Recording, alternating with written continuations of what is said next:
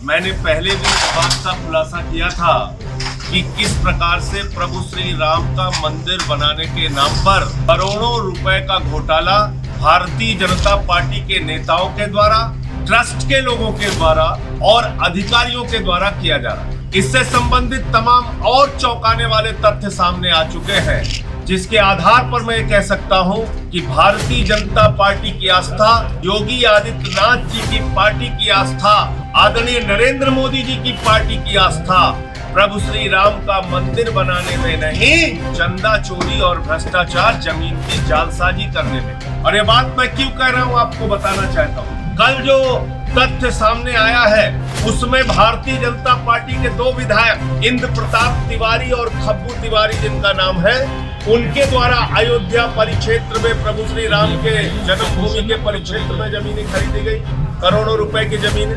वेद प्रकाश गुप्ता जो अयोध्या के विधायक हैं, उनके द्वारा 5 किलोमीटर के क्षेत्र में अयोध्या राम जन्मभूमि परिक्षेत्र में वहां पर करोड़ों रुपए की जमीनें उनके रिश्तेदारों के द्वारा खरीदी गई। जो अयोध्या के मेयर हैं भारतीय जनता पार्टी के, ऋषिकेश उपाध्याय, उनके द्वारा जमीनें खरीदी गई और उनका नाम पहले भी जमीन घोटाले में सामने आया था। इसके अलावा अयोध्या के कमिश्नर MP अग्रवाल के ससुर, उनके साले, उन्होंने जमीन खरीदा। अयोध्या के DM अनुज कुमार झा जो रहे, उनके पिता ने वहां पर जमीन खरीदा। अयोध्या के ADM पुरुषोत्तम दास गुप्ता, उन्होंने, उनके रिश्तेदारों ने जमीन खरीदा। अयोध्या के SDM, उनके घर वालों ने जमीन खरीदा। उत्तर प्रदेश के OBC स्टेट के जो मेंबर होते हैं OBC कमेटी के, उन्होंने जमीन वहां अयोध्या में खरीदा। तो बचा कौन है? विधायकों ने जमीन खरीदा, मेयर ने जमीन खरीदा, DM ने जमीन खरीदा, कमिश्नर ने जमीन खरीदा, SDM ने जमीन खरीदा, ADM ने जमीन खरीदा। और ये जमीन किसकी खरीदी गई? अनुसूचित जाति के व्यक्तियों की जमीन खरीदी गई। आप जानते हैं उत्तर प्रदेश में नियम है, अनुसूचित जाति के व्यक्ति की जमीन अनुसूचित जाति का व्यक्ति ही खरीद सकता है, यानी दलित की जमीन दलित ही खरीद सकता है, कोई और नहीं खरीद सकता। और ये उसका पूरा खेल, ये वो कागजात। ये प्रयागराज का रहने वाला रोंघई, ये रोंघई जो स्वयं दलित है, अनुसूचित जाति से है, ये अयोध्या आते हैं, ये कुछ दलितों की जमीन खरीदते हैं और जब जमीन 21 बीघा हो जाती है तो ये अचानक इतने अमीर हो जाते हैं कि ये प्रेमचंद श्रीवास्तव नाम के व्यक्ति के ट्रस्ट को, जिस ट्रस्ट का नाम है महर्षि रामायण विद्यापीठ ट्रस्ट, उस ट्रस्ट को 21 बीघा जमीन 10 रुपए के स्टाम्प पेपर पे, अपंजीकृत स्टाम्प पेपर पे, गैर रजिस्टर्ड स्टाम्प पेपर पे, 10 रुपए के स्टाम्प पेपर पे 21 बीघा जमीन ये रोंघई दान कर देते हैं ट्रस्ट। अब जो महर्षि रामायण विद्यापीठ ट्रस्ट है वो प्लाटिंग का धंधा शुरू कर देता है। गया था, दलितों की जमीन लिया इसलिए कि यहाँ पर स्कूल खोलेंगे, कॉलेज खोलेंगे, तुम्हारा विकास करेंगे, तरक्की करेंगे। लेकिन जब माननीय सर्वोच्च न्यायालय का फैसला आया प्रभु श्री राम जन्मभूमि के पक्ष में, उसके बाद ये ट्रस्ट जमीनें बेचना शुरू करता है। किसको? कमिश्नर के रिश्तेदारों को, बड़े बड़े नेताओं को, अधिकारियों को जमीनें बेचता है। जब इसकी शिकायत होती है, उसमें जमीन बेचने वाले एक महादेव नाम के व्यक्ति ने जब शिकायत की तो शिकायत पे जांच शुरू हुई। उसने कहा भाई हमारी जमीन गलत ढंग से खरीदी गई और गलत ढंग से बेची जा रही है, दूसरों को बेचने का अधिकार नहीं है। अब इसके बाद दूसरा खेल देखिए, ये है स्वयं में आयुक्त महोदय MP अग्रवाल जी, जिनको इस घटना की पूरी जानकारी है। ये है आयुक्त MP अग्रवाल जी, जो खुद चिट्ठी लिख रहे हैं और इसमें लिख रहे हैं कि इसकी जांच होनी चाहिए। ये अपंजीकृत रजिस्ट्री 10 रुपए के स्टाम्प पे कैसे हो गई, कैसे 10 रुपए के स्टाम्प पे 21 बीघे जमीन चली गई, ये इनकी जानकारी में पूरा मामला। और दूसरा, ये अनुज कुमार झा है DM साहब। अब DM साहब इसमें आदेश भी पारित करते हैं। ये आदेश पढ़िए, 1 फरवरी 2020 का आदेश है जिलाधिकारी अनुज कुमार झा।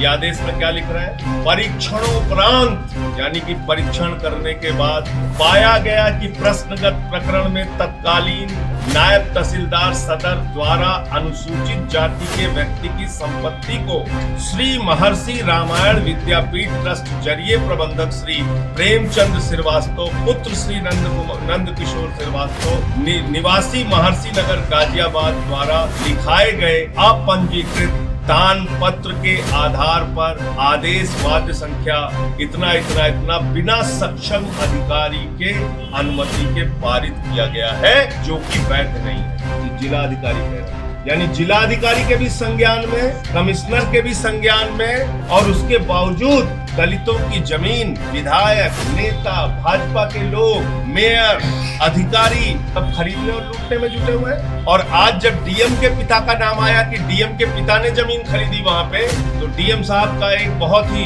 धार्मिक बयान आया। उन्होंने कहा अयोध्या एक धार्मिक नगरी है और अगर हमारे पिता ने वहां पर जमीन ली, किसी को क्या समस्या है। मैंने कहा अयोध्या एक धार्मिक नगरी है, इसका पता डीएम साहब को तब चला जब सुप्रीम कोर्ट का फैसला आ गया। उसके बाद अयोध्या एक धार्मिक नगरी है और उनके पिता को वहां जमीन खरीदनी चाहिए, वो है बिहार के रहने वाले। ये उनको पता तब चला जब वो जिला अधिकारी बन गए अयोध्या। इसके पहले अयोध्या धार्मिक नगरी नहीं थी, इसके पहले उनके पिता को वहां जमीन खरीदने की सुधि नहीं आई। लेकिन जब वहां जिलाधिकारी बन गए, जब वहां के खेल में वो शामिल हो गए, जालसाजी के खेल में जब वो शामिल हो गए, तब उनको लगा कि नहीं ये धार्मिक नगरी है और यहाँ पे हमारे पिता को तो जमीन लेनी चाहिए। ये सब अपने भ्रष्टाचार पर पर्दा डालने की, अपनी जालसाजियों पर पर्दा डालने की जो अधिकारियों की कोशिश है, मैं ये मानता हूं कि आदित्यनाथ जी के सरकार के अधिकारी इसमें निष्पक्ष जांच नहीं कर सकते। माननीय सर्वोच्च न्यायालय के आदेश पर पार्लियामेंट ने ट्रस्ट बनाया है और मैं प्रधानमंत्री जी से मांग करना चाहता हूं कि अगर वो ट्रस्ट भ्रष्टाचार में लिप्त है,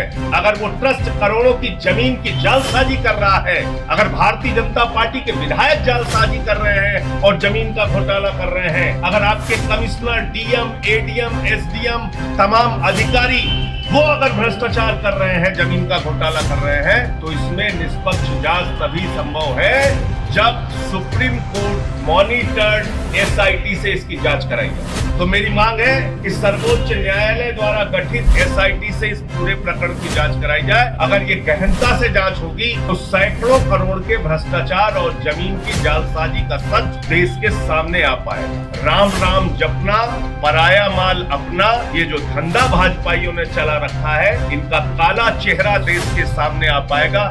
इसलिए सुप्रीम कोर्ट के द्वारा गठित एसआईटी से इसकी जांच होनी चाहिए। और जो लोग भी दोषी हैं इस पूरे मामले में, और इतने मजबूत साक्ष्य मैंने आपके सामने रखे हैं, इन सबको अपने पद से तुरंत हटाया जाए। अगर ये अपने पद पर बने रहेंगे तो निष्पक्ष जांच नहीं हो सकती। इनको सबको हटाकर इसकी SIT, supreme court monitored SIT से जांच कराकर जो लोग भी इसमें दोषी हैं उनको जेल में भेजा जाए, उनको सजा मिलनी चाहिए। क्योंकि करोड़ों लोगों ने प्रभु श्री राम के मंदिर के लिए अपना पेट काट के चंदा दिया है, और कानपुर के लोगों ने चंदा चोरों सावधान का बैनर लगा दिया तो भाजपाई फाड़ने लगे। लोगों ने पूछा भाई यहाँ तो आपका नाम लिखा नहीं, बोले हमें मालूम है चंदा चोर। ये हालत हो गई भाजपाइयों। तो इसलिए इस पूरे प्रकरण की गहन जांच होनी चाहिए। जो लोग दोषी हैं, प्रभु श्री राम के नाम पर द्रोह कर रहे हैं, जो रामद्रोही हैं, उनको सजा मिलनी चाहिए।